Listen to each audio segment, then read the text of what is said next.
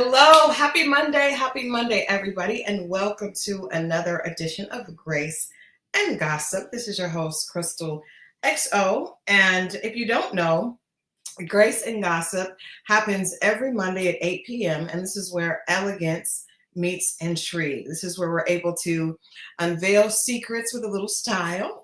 And you guys, last Monday, Sugar Pie joined me, and this week, Kane has joined Sugar Pie. So just don't pay any attention to the two pups there in the back. That is Big Brother and Little Sister. Oh, Big Brother, Little Sister.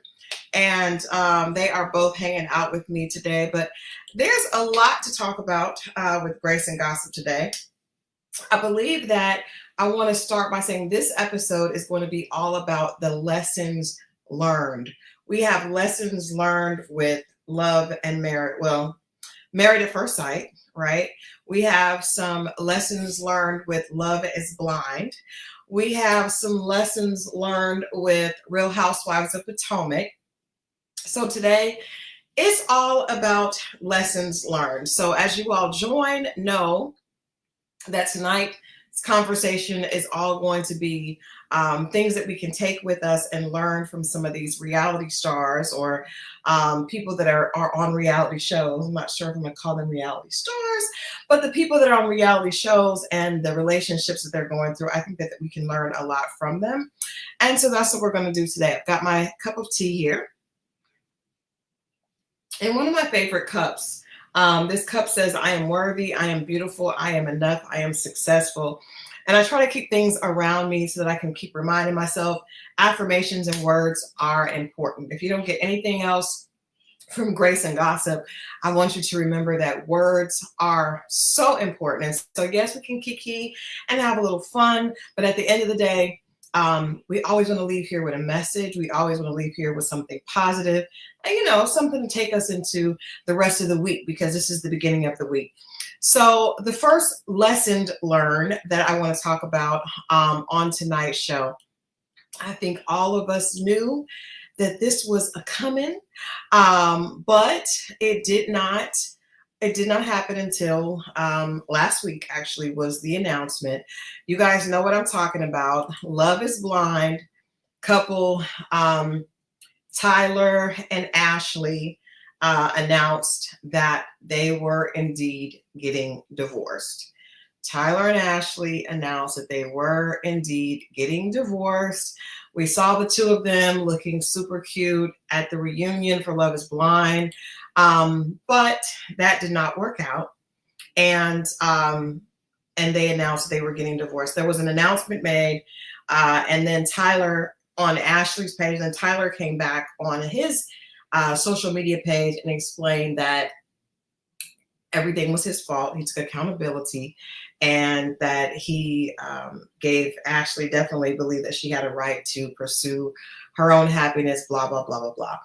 I don't think this is anything. I mean, those of us that know. If you watch Love is Blind, you knew that that was not going to work. They were super cute. They were so into each other. But at the end of the day, Tyler had too many secrets, and he was not ever in a place where he fully took accountability. And I think what happened to Ashley is what happens to a lot of women, in that you start to get so engrossed in proving everyone else wrong that you decide not to listen to that still small voice inside you or everyone around you. And so the message for Ashley and Tyler, specifically to my ladies, is if everybody, what's up, Deep Love? If everybody around you is saying something is wrong, chances are you may need to take another look. Very seldom does everybody around you say the relationship is wrong and it's right. I remember when I was in high school, I was dating this guy, and have you ever dated someone and they told you that they were not good enough for you? I've heard a lot of women say this happens to them. I've had this happen to me several times. And other people would say, you guys just don't seem like a good fit. Are you sure? And sometimes being in a situation where everybody is telling you it's wrong makes you feel like you want to double down that much harder to prove everybody wrong. It's kind of like the romanticism of being in something that's it's just us against the world, right? Well, as romantic as that is, and it has a certain je ne sais quoi to it because it feels like you're fighting for your love. At the end of the day, those relationships are 99.99% not going to work. And the reason is because you're too close to it. You can't see it. You don't have a realistic view. You're just fighting for the feeling of being with somebody. And Ashley doubled down. Everybody was telling her, I think it's two things. I think she was caught up in this, this idea of having this romantic love, with this cute guy that she met on the show in front of the world. It's a beautiful love story. But then the other part of it is you don't want to prove everybody else right. And you don't want to look stupid. So after you've been involved and you've given your heart, it's almost kind of like, I have to stay here because I don't want to give everybody else the satisfaction of knowing that they were right. But the reality is, girl, it's best to just lick your wounds, cut your losses, and keep it moving.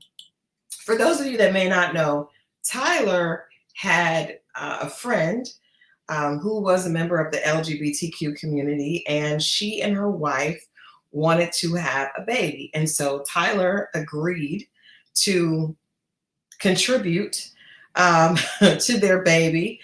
And the first time she took, I guess they went to a sperm donor, and he provided the sperm and she got pregnant. Well, her wife left her. Very strange. And then Tyler and the young lady who was supposed to be a member of the LGBTQ community, they started their friendship morphed into something closer. They moved in together, but according to Tyler, they were still not in a relationship, but they did conceive the second child the natural way.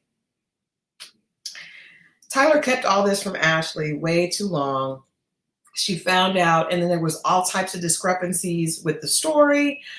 Did Tyler agree to be more than a sperm donor? At one point, he was saying that he did not know the children. And then, of course, pictures came out showing him in photos with them celebrating the holidays. It was just a big mess, a big mess. Point is, Ashley, sometimes girlfriends and people around you are not saying what they're saying to hurt you. Sometimes they're saying what they're saying because they can see. And I think all of us have been in one of those situations. It looks like Sugar Pie is in one now, that other people can see, and they're right, and you just need to cut your losses and move on. There's nothing to be ashamed of.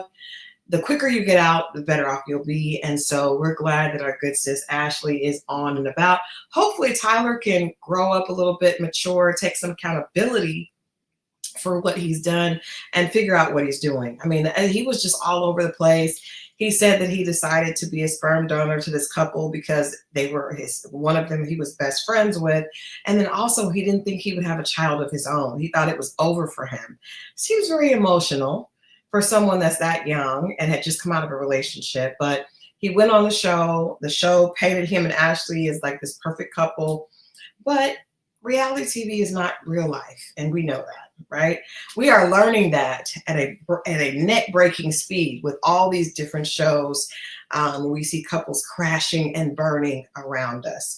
Speaking of crashing and burning, I'm going to just jump right into Married at First Sight because this season continues to be disappointing for a number of reasons.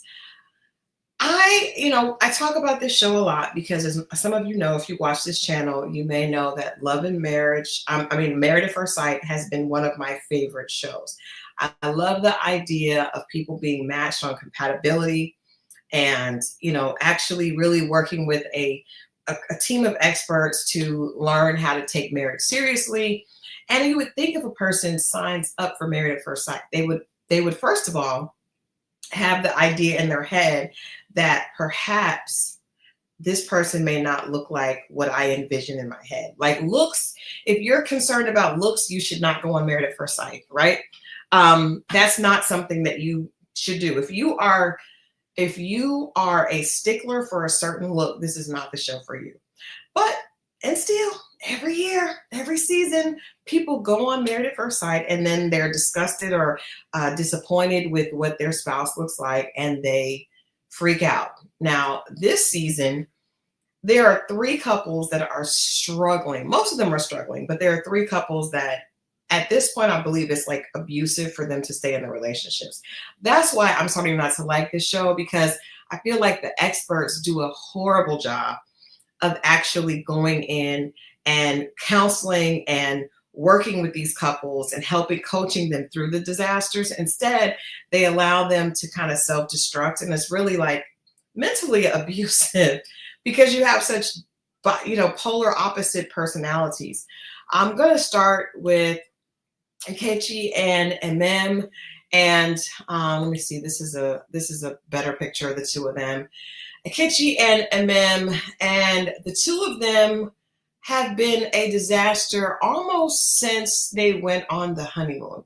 The wedding was fine. He claimed to be very attracted to her, and she was very attracted to him. She's still very attracted to him. But on the honeymoon, things started to unravel and he started to pull away from her. You started to see some differences in personality. And by the time they made it back home to Chicago, they were just about enemies, you know? It's gotten worse with every episode. Hey, Tina Bree, it has gotten to the point where last week, and then Akishi has sat down with Pastor Cal, and Akishi agreed to move back in, which I thought was a bad idea because my message to Mem is, girl, if a man, do not ever give a man more than one time to tell you that he doesn't want you. I got that very wise gem from my mom years ago when I first started dating. If a person is not into you, do not try to console them, do not try to consult, do not try to negotiate. Allow them to be on their way. Because you never want to try to convince a man to be with you because that man is never going to see you as the queen that you are. So understandably, a man is in this situation where, she has a husband. She's extremely excited. She's attracted to him. He checks all the boxes on her list. And so she's all in. He is not. Now, most of us, that watch the show know that Akichi has auditioned for the show previously. I thought it was just one time in Houston, but I've heard that he actually applied twice. He actually got the interview in Houston, but this was his third time applying. And then, of course, he made it. Third time's with a charm, and he made it here in Chicago. That presents a problem in itself. When Mem learned that, she did, it did kind of give her pause. But overall, she is a girl that wants to find love, and she is willing to try to make this work. They sit down with Pastor Cal, and Pastor Cal asks them, will they both take a chance and move and have Akichi move back in and start over again? He agrees. And then this Negro has the nerve to come to the apartment that they are supposed to be sharing and tells her that he's changed his mind and he does not want to move back in with her because at the moment he detests her. I do not want to move back in with you because I'm detesting you at this moment. Stop the presses. At this point, the message is, Mem, it's okay to say goodbye. It's never a good time to say goodbye, but sometimes it's absolutely necessary. At the point when this man is saying that he detests you, I don't care, show be damned. Production be damned. There's no way that she should be open to remaining in a situation with this man. He has embarrassed her. He has called her aggressive. He's talked about the fact that she wanted to be intimate with him and he did not want to be intimate with her. Sugar Pie is just obviously has had a day. It has been a long Monday for Sugar Pie. But it is disgusting to see the way he has talked to her for nothing other than the fact that she wants to be married. She's very successful. And he says that being around her makes him feel bad. That has nothing to do with her because according to what we've seen, I'm not saying that she's perfect, but what I am saying is she does not deserve the husband the recycled husband that she has been given. And this is disgusting. The show is, this again, it's almost like at this point we need an overhaul for Married at First Sight, because the experts are getting it wrong every single time. Every single time they have gotten it wrong, be it Denver, be it North Carolina, and now Chicago. Yes, and Tina Bree says, and he called her an asshole. Like, he's called her aggressive, he called her an asshole, and he said he detests her. There is no room. In the end, we have got to move on. And I really, really think, like I said, the message that we need to get from watching this story is it's okay to say goodbye. It's okay. Again, just like with Ashley, sometimes we don't want to throw in the towel, because as a woman, sometimes you feel like, okay, I've invested some time. I'm invested some sweat equity, right? We all know what that, I done shared my cookies, but it's better to cut your losses and move on than to allow someone to emotionally abuse you. And at this point, that is exactly what Ikichi is doing by calling her names, by belittling her in front of the rest of the cast. He belittles her in front of in front of the world, because all of us are seeing it, but in front of the cast members, he's talking negatively about her. He just does not like her. Now, if he does not like her because she's successful, I don't know. I'm not sure why. Whether it's a personality thing, really at the end of the day, it doesn't have anything to do with her. It has everything to do with him, because he signed up for Married at First Sight, which means you should already in your mind be mentally prepared to deal with someone who is very different than you. Who signs up for a show 2 times, titled Married at First Sight, where the whole concept is to marry a stranger that the experts have found you to be compatible with based on questionnaires, conversations, and you are so unable to do that that you're calling the person names and saying that you can't be in the same home with them. It's disgusting, and I really, really hope that they stop this before they get to the end. Now, I do have some tea. And I didn't bring these pictures, but what I will share with you guys is MM has moved on, even though we haven't gotten to the end of the show. We haven't gotten to the reunion. Well, we haven't gotten to the decision day, and we certainly haven't gotten to the reunion. But she has posted pictures of being engaged, and she did that in December of this year. So that would have been just a couple of months after filming stopped, and people have confirmed that she is indeed engaged to be married to someone else. Now, do I think that that's a bit fast? Yes, I think it's a bit fast. I don't have the information. I don't know if this is someone that she knew in the past, because a lot of times people on this show end up reconnecting. It's almost like you go on the show, you see that, ooh, the grass ain't greener on the other side. Let me go back to what I know, right? So I don't know if this is someone that she knew before. I'm hoping that Amem did not meet a new stranger and get engaged to them. But, if she did, it can't be as bad as Akichi. So she might have done better on her own. But we will hear at the reunion, when they talk about where they are now, we will supposedly learn, about the fact that she is engaged. But she has been out on social media, which is interesting, because usually the production does not want you to share. They want to hold the suspense. So the fact that she's sharing that she's engaged is a bit strange to me, and I'm interested to see what her explanation is for that, and if that was a violation of her agreement, because most often they want you to stay quiet and not to share anything because you'll spoil the show, which is why we're here talking about it on January 27th. And Married at First Sight still has a ways to go before we even get to decision day. So I'm not even upset about that, because I think that she just needed to get that off. Now, I will say, on another note, there are a number of women who want to be married by any means necessary. That old Malcolm X quote, by any means necessary. And so I don't think that's a good way to get married, right? If you're getting married, if you're just trying to like, you know, pour, add man, lifestyle, career, finances together, and then add man and add water, like to mix it up, that's not going to work. Thank you so much, private person. That's not going to work. So, and that's one of the things to his benefit, that's to his defense, rather. That's one of the things that Kichi said. He said that I feel like she just wants to be married and she just doesn't care who it is. It's just, it doesn't matter if it's me or someone else.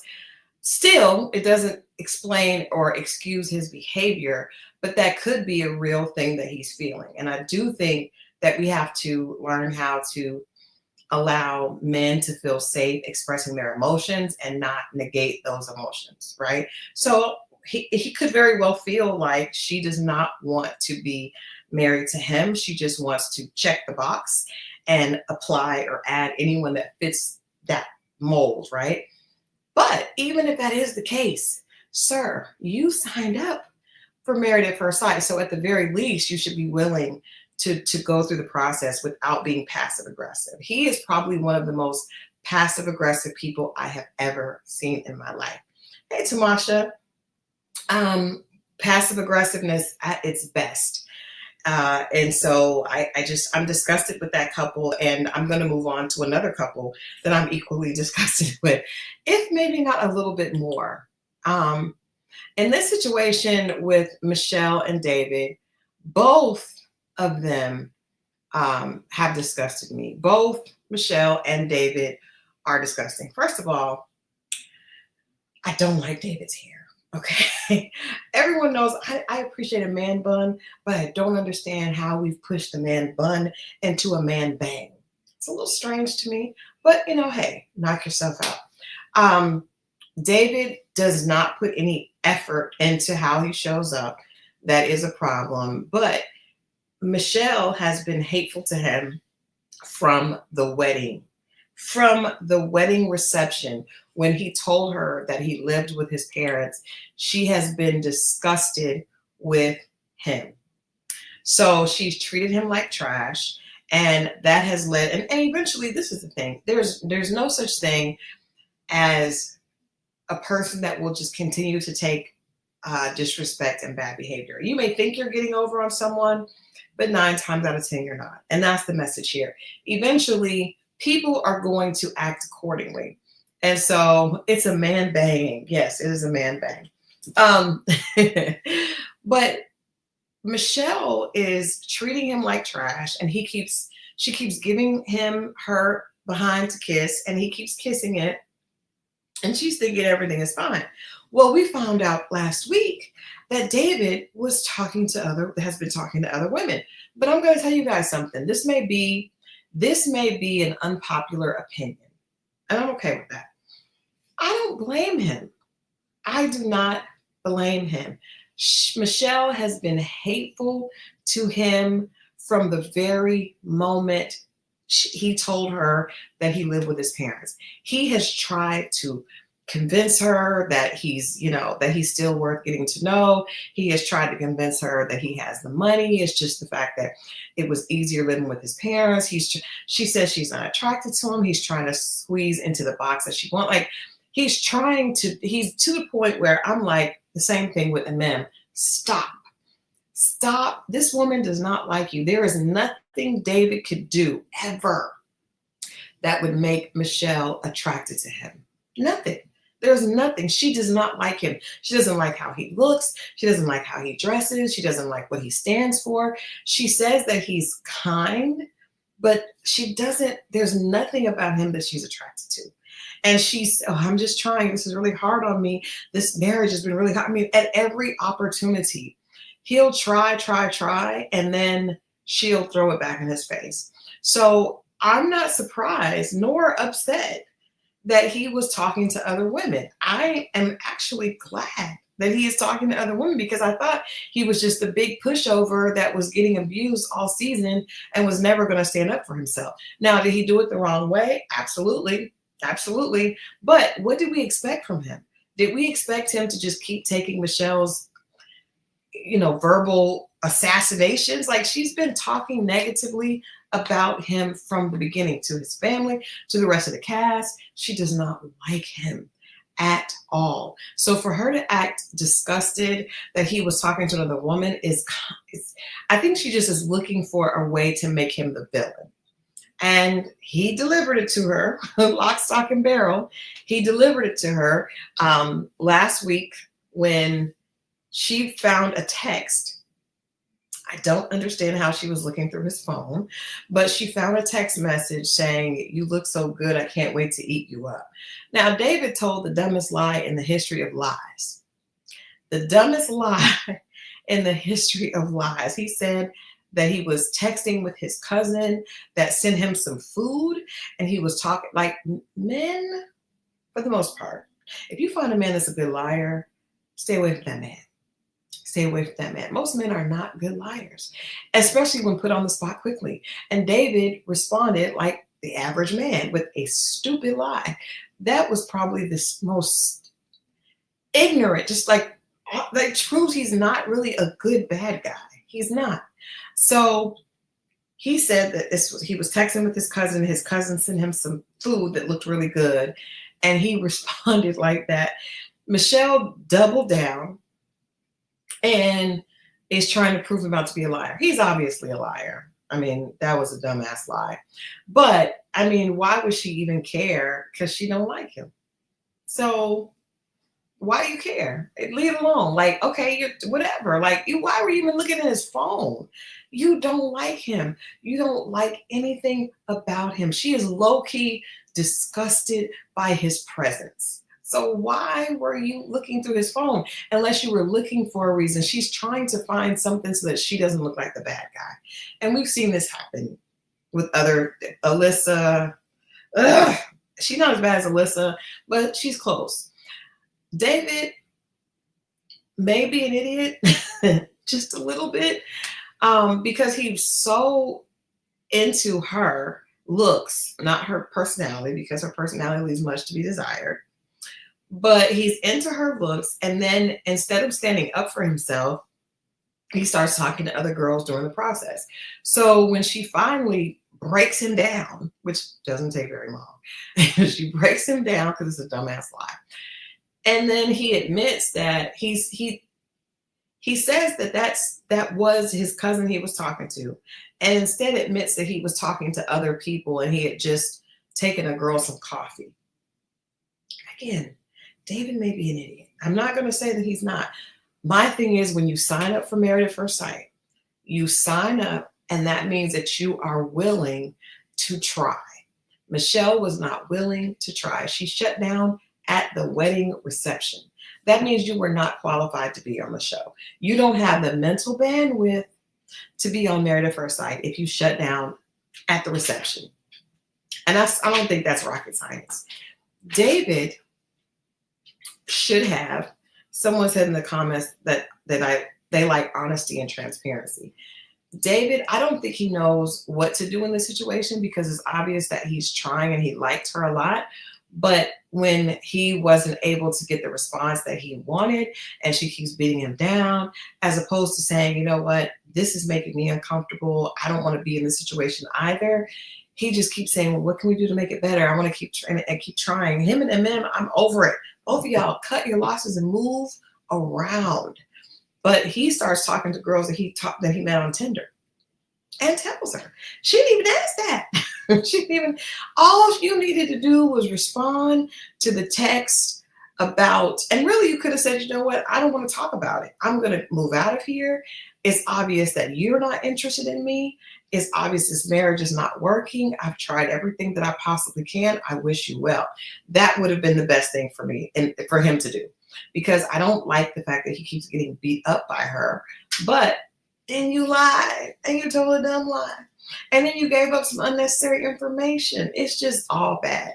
So now Michelle has got her flag and she's going to go waving it around. Oh, he's making me look bad. You're right, Terry. She didn't look through his phone. He accidentally sent her a text. That's another thing. He's a stupid liar. He sent her a text and said that her name was right next to his cousin's in his phone. So she did not look through his phone, but he did send her this text. And that is on him. So she wasn't looking through his phone. But I still think I still believe what I said. He should have told her that he was not interested, and continuing to kiss her behind. Like, there's only so much behind kissing one can do when you keep hearing over and over again. I don't know. Any of you in the chat, what would you do if someone kept telling you they didn't like anything about you? I don't like the way you dress. From what I have and my lifestyle, I don't think you can live up to it. I'm not attracted to this. This doesn't make me like, I couldn't take that. I would just be like, Godspeed, sir. Godspeed. I'm not saying, and I understand that he's a basement dweller. But I'm still saying, if you sign up for Married at First Sight, you have to take into consideration that you could get a basement dweller. You could get someone that's not attractive. You could get someone who doesn't earn very much money. You are on the show claiming that all you care about is chemistry and compatibility, not how much money they have, because you have to know there's a good possibility that they may not be exactly what you would have written out. There's a great possibility. In fact, that's what makes the show. So I can't give anybody any passes when it comes to this. And I really, really wish that David would have been honest with Michelle and just move out. Just move. She should move out. Just stop. Because these scenes, every scene that they have been in has been uncomfortable. Every single scene has been uncomfortable. He's trying sushi because she says she doesn't like someone that he just keeps trying all these different things. That girl don't want you. It's nothing you can do. And he keeps putting his hair up on his. I don't like it. I don't like it, but I don't think that he deserved the way she speaks to him. And I'm not surprised that he's talking to other people. And she shouldn't be surprised either. Hell, she ought to be talking to other people as much as she can't stand David. I'm sure she is. I don't believe Michelle is so sweet and innocent like she tries to play. She's bitchy and she has a lot of issues that she has not dealt with.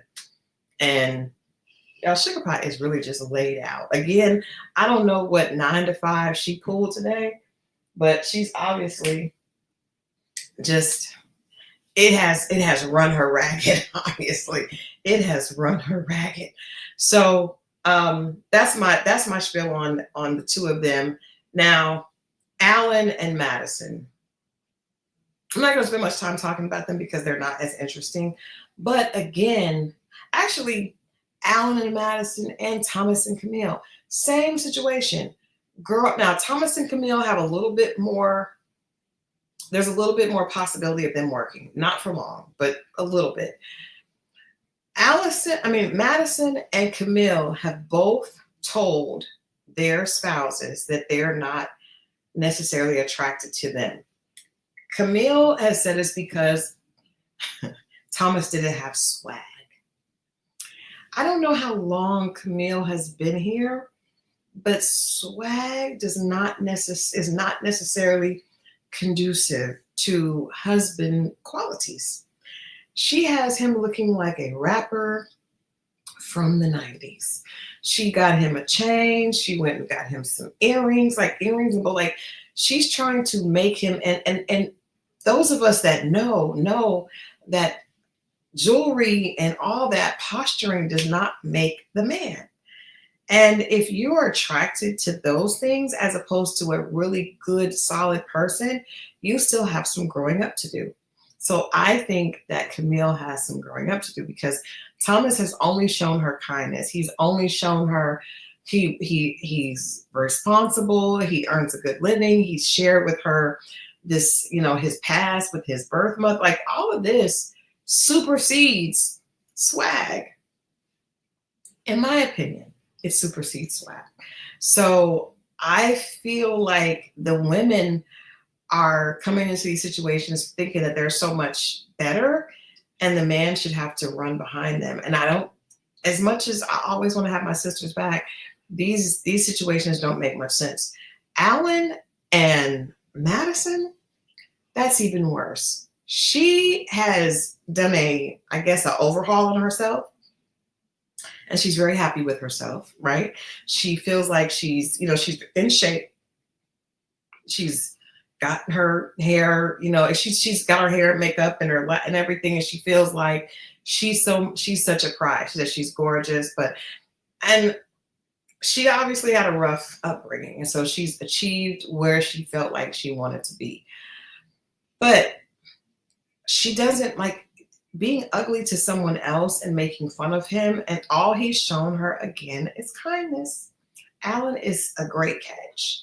And just because he does not look like, I don't know what she was expecting. I don't know if she was wanting George Clooney or Brad Pitt or I don't know. But again, that doesn't usually happen on these shows. You can be sure that there's going to be some issue, just like there is in real life. So he's trying, and she's and she, if the rumors are true, because there have been rumors that Madison and David hook up. If that is true, that is going to be disgusting, because I hope that's not true. So I'm not going to spend too much time talking about that. But if that is true, that will be crazy. Now, according to some intel, they were spotted out at a game where she was like in the background and he was out, and this was recently. I don't know if that's true, if they're just friends, but we do know that there have been some maths singles to hook up with other people, but never on the same season. That's crazy. So I'm hoping that's not the case, but I don't know who else it would be. It's not going to be Thomas or Camille, because they're locked in, even though Camille feels like for some reason, she feels like it's crazy because both of them are biracial, but she feels like she's doing to him what so many other biracial people say that people that are not biracial do to them. Almost making it seem like she feels like he's not black enough. Like this is how a black man acts. And he makes some strange comments, but both of them kind of come from a background that's, they come from interracial families. So her basically challenging his swag or his black card is just very strange to me.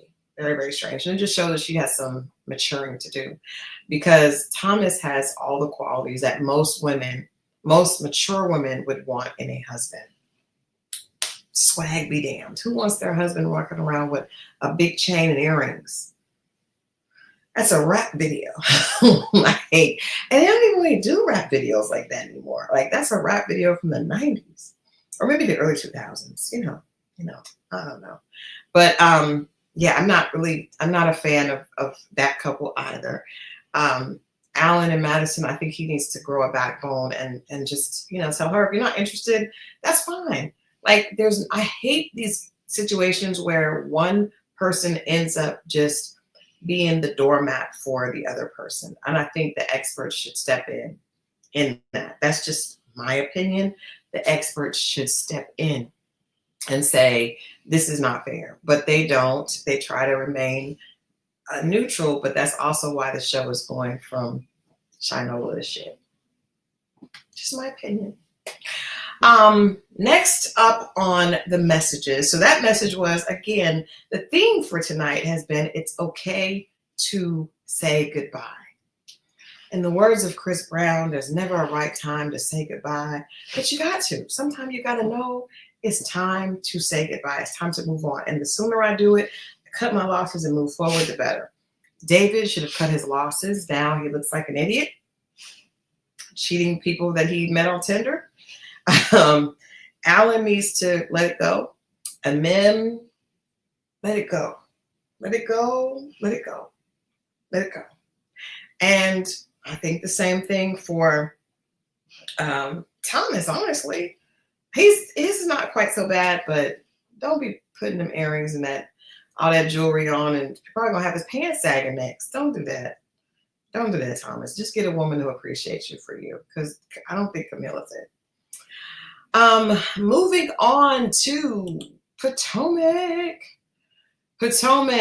and those pictures are a little blurry, but Giselle Bryant, and I think Giselle is kind of like the Queen of Potomac, in my opinion. I think she's She's the energy behind Potomac, specifically now that we know the Grand Dame is not coming back. Giselle, but I think even before that, I would definitely think that Giselle was like Miss RHOP. Um, Giselle's ex-husband, Pastor Jamal Bryant, recently got married. Now, Giselle, obviously, we know Giselle has benefited from pretty privilege. However, if you guys saw this picture, and I know these are a little bit blurry, but this girl, you can really hardly tell them apart. I had to figure out why those are so pixelated, but you can hardly tell them apart. They look like the same person, or at least first cousins on the mama side. They look very much alike, very, very much alike. It's obvious that Pastor Brian has a type, right? At least a type for marrying. He has a marrying type. So the girls, I don't believe we're in the wedding, and there were some people saying some things online, and then the ladies at in Potomac asked Giselle, what does she think of Pastor Bryant's new wife, Carrie? And Giselle said that she was not in her class. Well, I mean, first of all, what do you expect Giselle to say? People got upset with Giselle and like she's a mean girl. What do you expect Giselle to say? Now, Carrie had a response, and I'm going to read Carrie's response. But you got to realize that Carrie is so okay. So Giselle said that the girls did not know Carrie really well, her daughters, and she basically said that Carrie was not in her league. I don't know exactly what that means. I don't think anybody did. But again, I think that's just Giselle talking because she's probably hurt. And so Carrie clapped back. The first lady clapped back. And she says, put me at a table where women support other women. Being a mean girl ages you, honey. And who has time for that when you can be living, loving, and glowing and aging gracefully? It's the glow for me. Drop a chair, sis, if you got room at your table. Okay, so that was a little shot. That was a little shot at Giselle being a little older than Carrie is.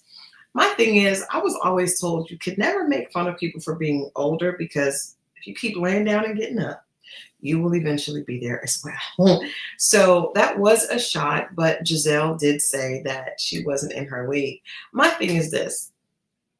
I think most of us that watch Potomac remember just 2 seasons ago that Giselle and Pastor Bryant were giving it another go.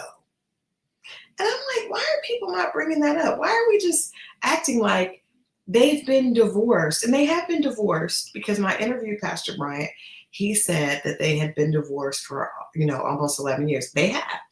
But do you guys remember on Potomac, Giselle, was saying that they were trying again and they were dating. And then she got embarrassed because Monique brought out all these receipts and said that Jamal was cheating on her again. Like, it recycled. They did a spin the block and it didn't work. So I'm thinking that I'm going to give Giselle some grace and think that she probably is a little hurt by the fact that they tried this again and he did the same thing that they got divorced for in the beginning. And now this is a younger version of her. I mean, the woman and Giselle look they look like they could be Irish twins. Like, seriously, they look a lot alike. Now, they may not act alike, but they look a lot alike. And so that could be hurtful. I could see how that could be hurtful.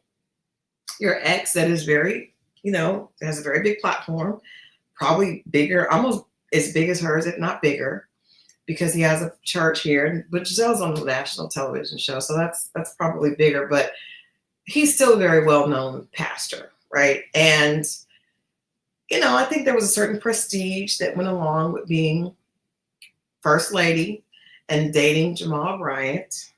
So Giselle probably feels a little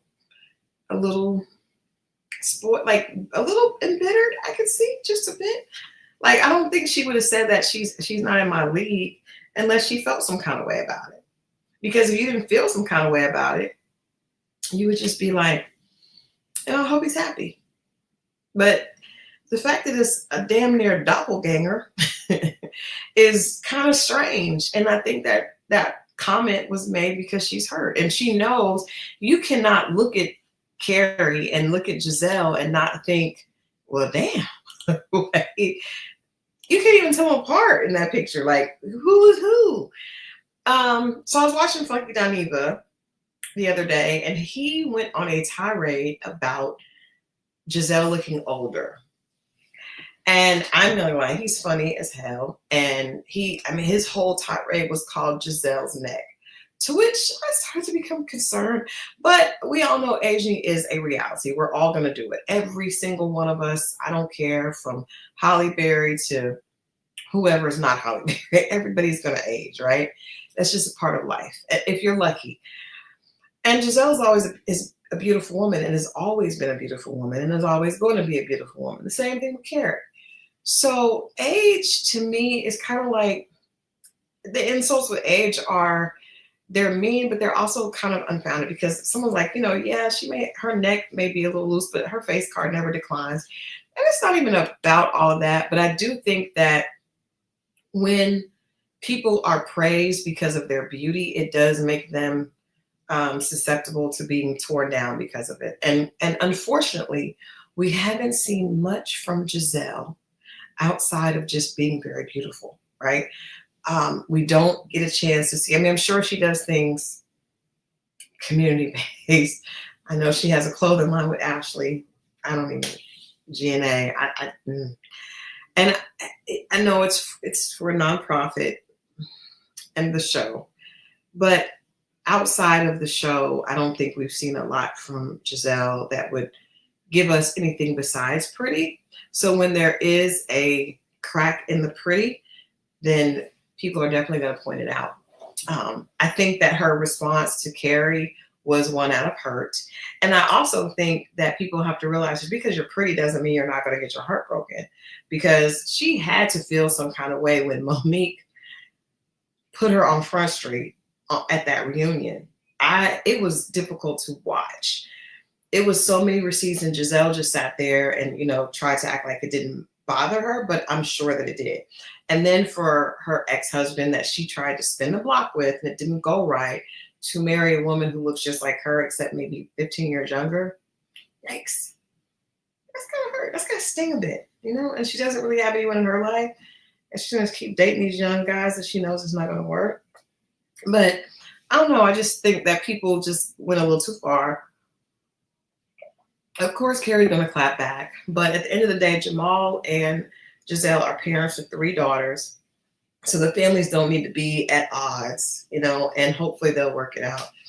But I just wanted to make sure that people realize that they did try to spin the block.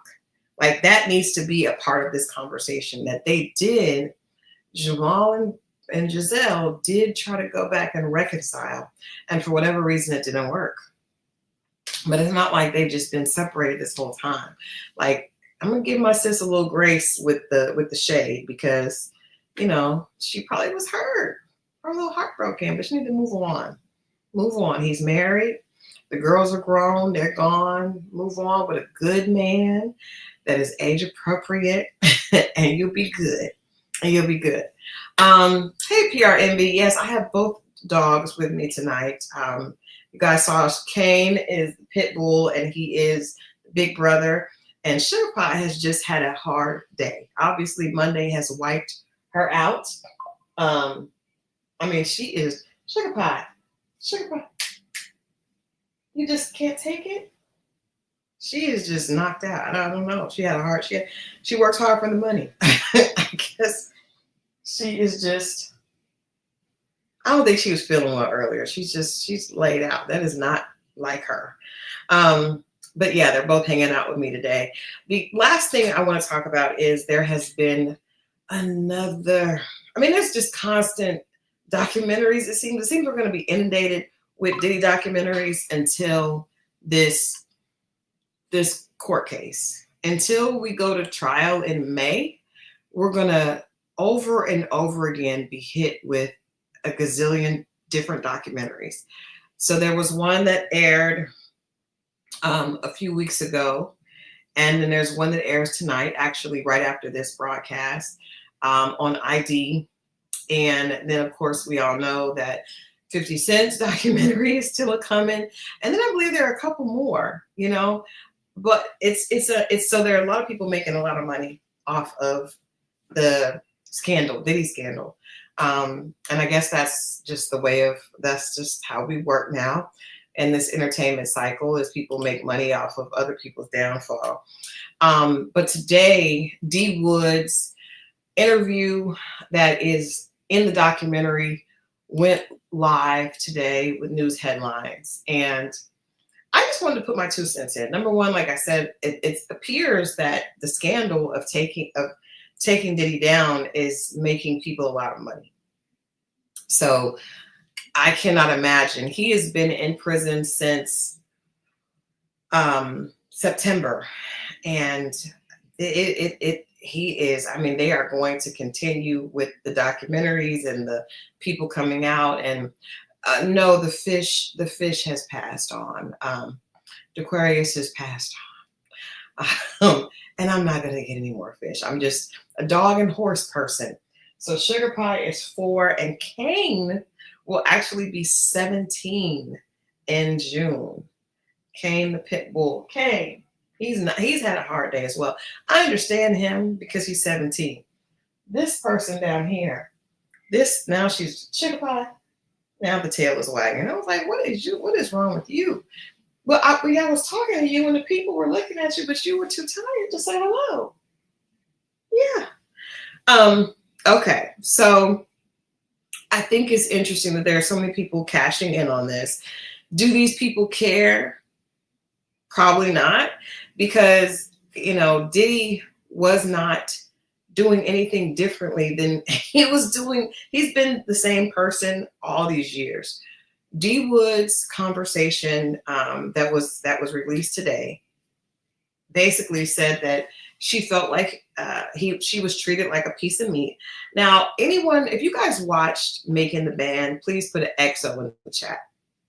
If you watched Making the Band, I actually media trained that group for Making the Band, and not Debbie came, but the first group with Freddie and Babs, and he was always the same. She said that he treated them like a piece of meat, and that the only value they had was their sex appeal. That was clear on MTV while watching Making the Band. This is not new information.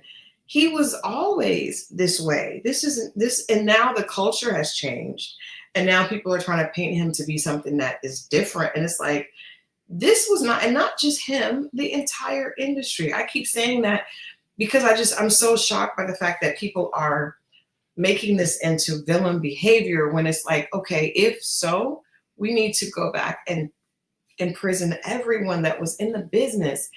Everyone felt like women were valued based on their sex appeal.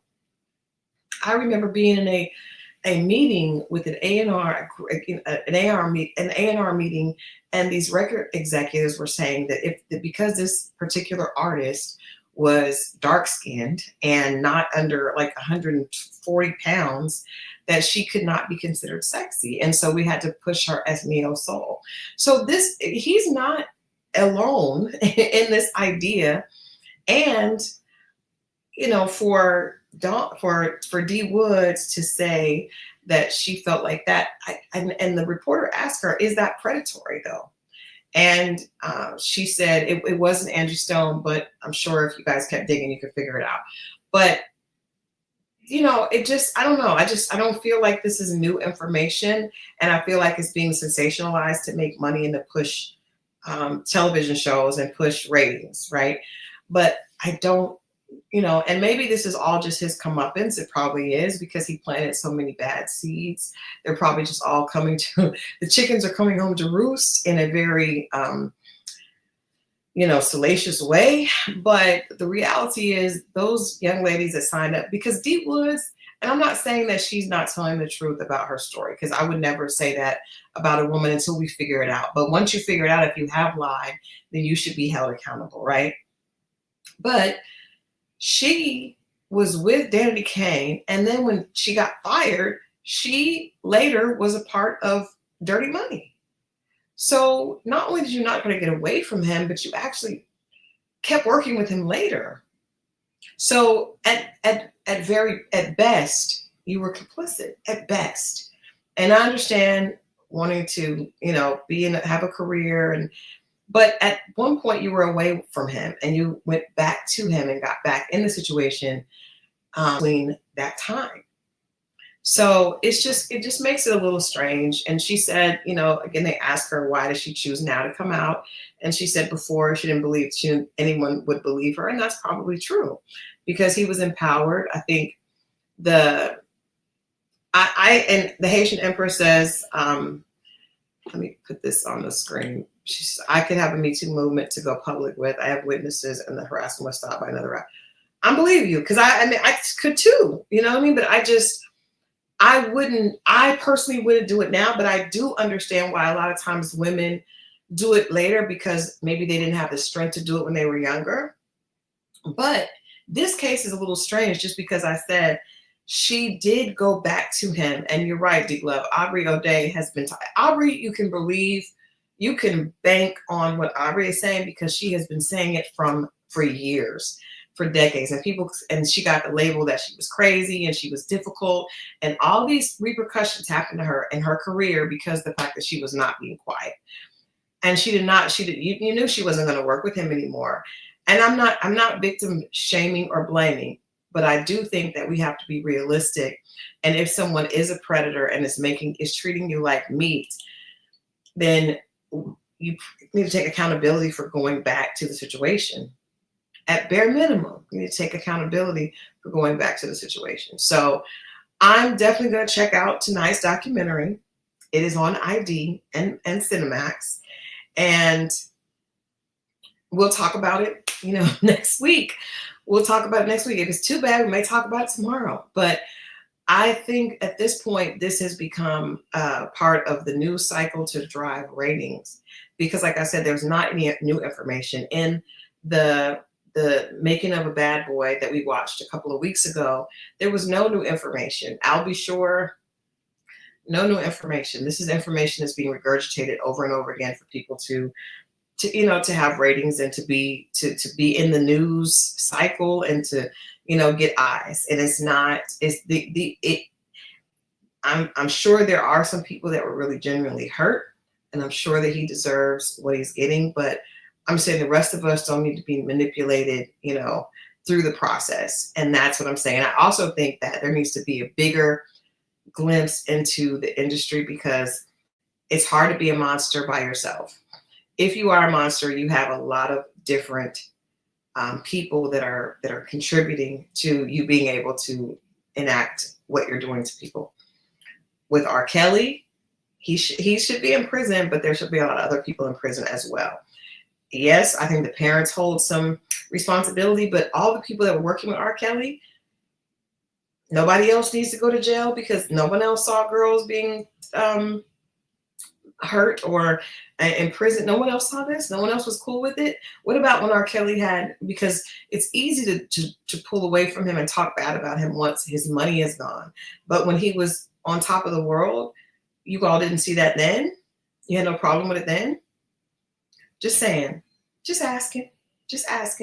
I think the industry is all to blame, not just not just Diddy and R. Kelly, but do you know how many people were a part of Bad Boy? Do you know how many people were around and saw and were okay with it, turned a blind eye to it, and even people that are coming out now, you were complicit as well at the time, I don't, There's a lot of rumors. Declare there. I mean, I talked to a insider today, and they were like, "Well, really, this is all happening because he sued Diageo, and that was a little bit too much." Because I'm telling you guys, Diddy this behavior was no shock to anyone in the business. I don't know any person that you could talk to that is in the entertainment business, specifically music, that was shocked by anything. Maybe the video, just because it was difficult to watch. But if you ask people, did they believe that was happening, or did they know that that was happening? Most people did. But it's crazy that now we're all up in arms about it. But no one was up in arms about it before. Just ask him. Well, I'm going to get out of here because we are all going to watch, or some of us are going to watch, the Diddy documentary that is coming on tonight on ID, and again on and on Cinemax simultaneously. So check that out. Tune in Wednesday when we will have another Dating Diaries with Scorpio Mo and I. If you guys didn't watch last week, we had a polygamist, a young lady that practices polygamy.